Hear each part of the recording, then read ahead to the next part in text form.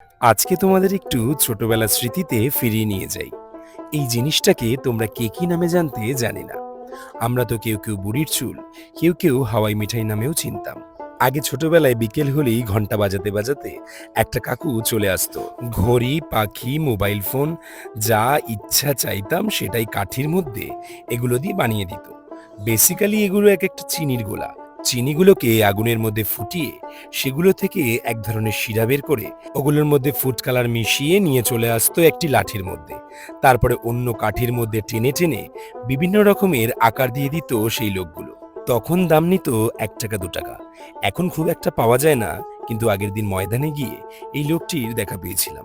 ১০ টাকা নিয়েছিল এই পাখিটি বানাতে। স্বাদ অবিকল একই রকমই রয়েছে, কিন্তু অনেকেই হয়তো হাইজিন মেনটেনের কারণে বাচ্চা কাচ্চাকে এসব খাওয়াবে না। কিন্তু বিশ্বাস করো, আমরা 90s-এর কিডরা এই জিনিসগুলো খেয়ে দিয়েই এত বড় হয়ে গেলাম। কখনোই কিছু প্রবলেম হয়নি। তোমরা কি কখনো এটা খেয়েছো সেটা জানিও।